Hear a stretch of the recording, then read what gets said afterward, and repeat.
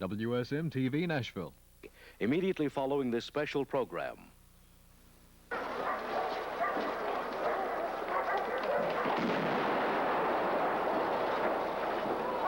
At 7:24 in the evening, the second-story window of 16 Prince's Gate, London, exploded.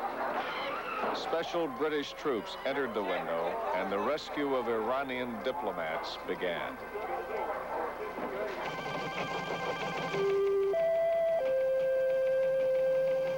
This is an NBC News special report. Rescue in London. Here is John Hart at the Iranian Embassy in London. Good evening.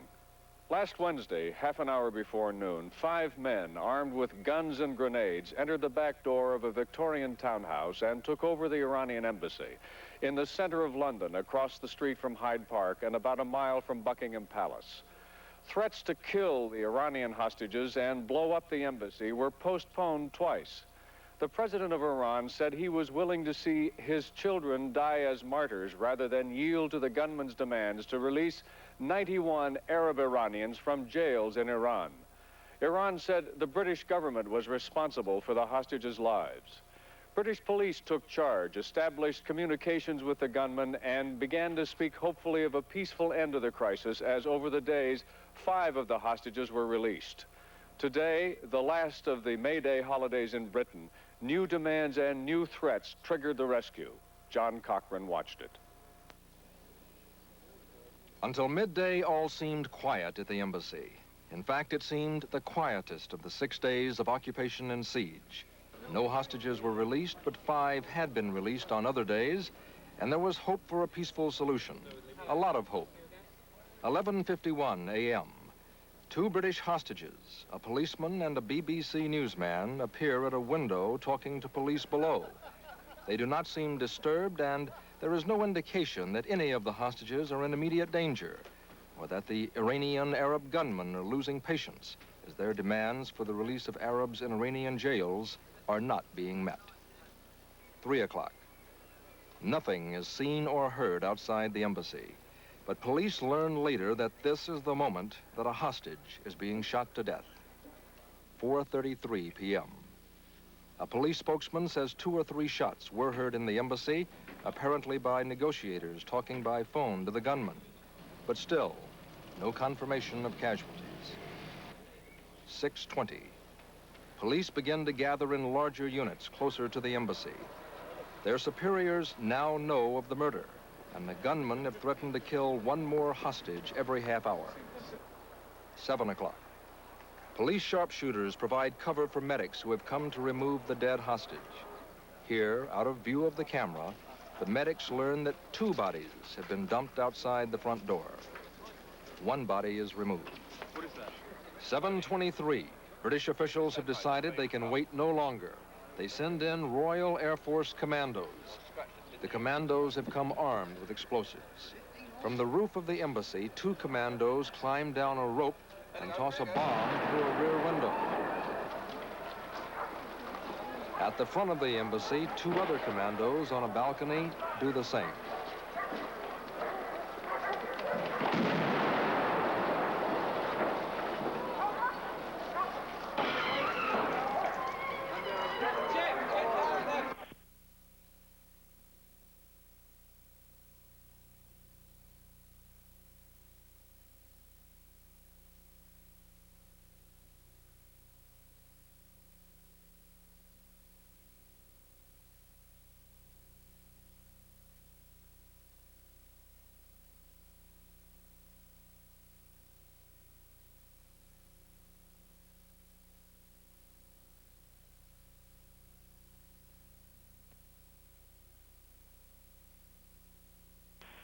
The freed hostages were taken to a hospital along with an injured gunman.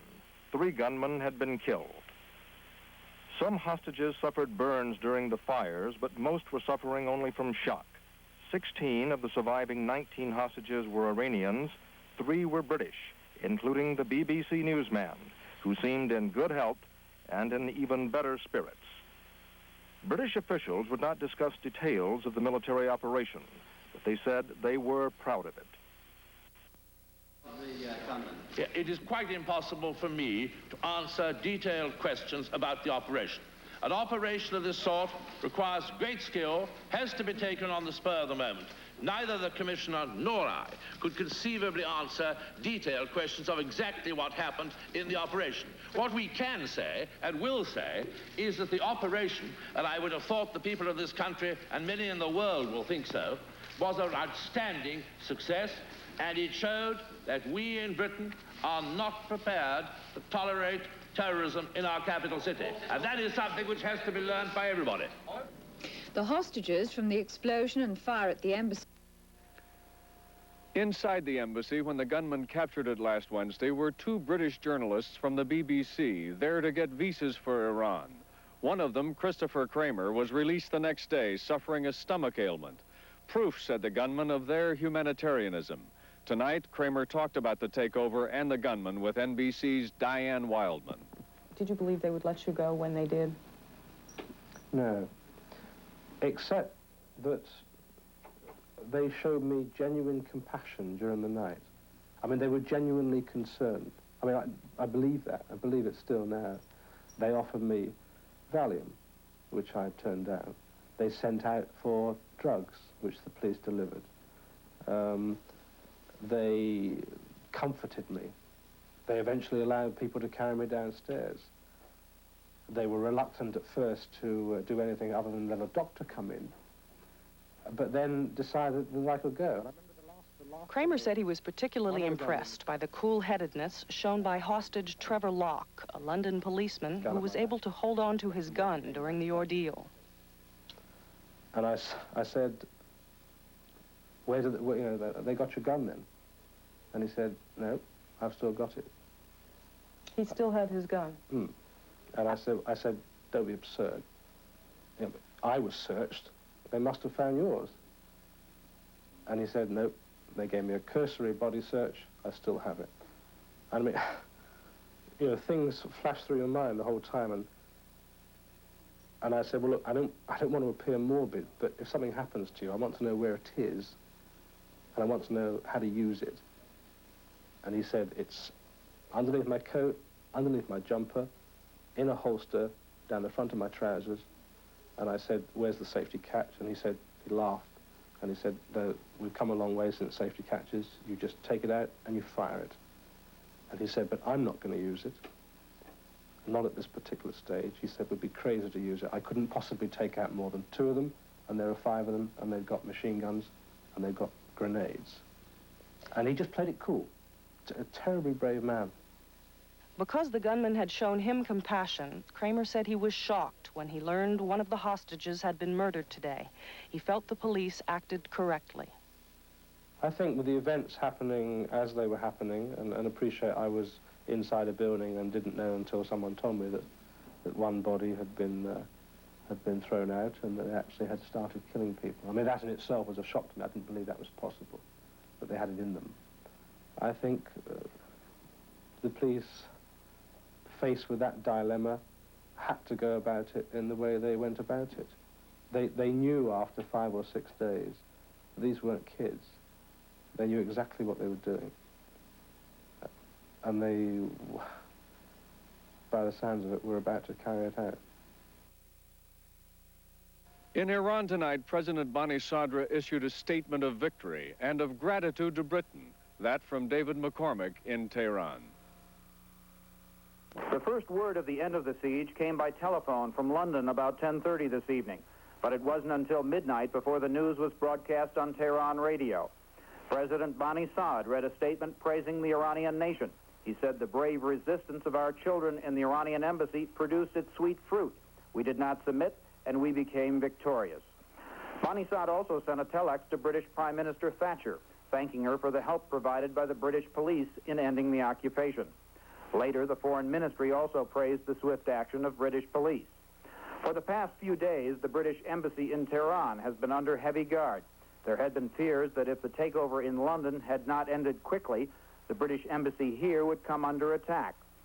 Iranians, however, seem pleased and relieved at the outcome of the London siege, and following tonight's news, all was quiet around the embassy.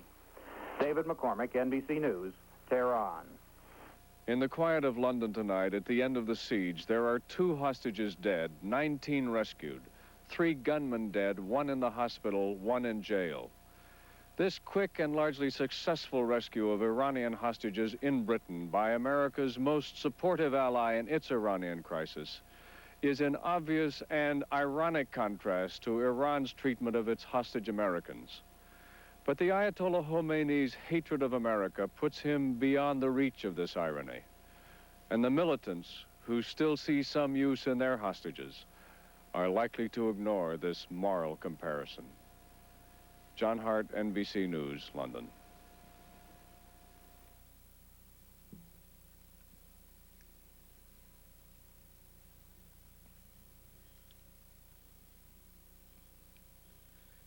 Tomorrow morning on Today, live from London and Tehran, late news of the London explosion and the reaction in Iran. Also, Tom Brokaw continues his series on broadcast evangelism. Jane Pauley interviews actress Susan Strasberg, and Gene Shalit talks with actor Jack Lemmon. All that and more tomorrow on Today. This special report has been produced by NBC News. Stay tuned for The Tonight Show immediately following these messages.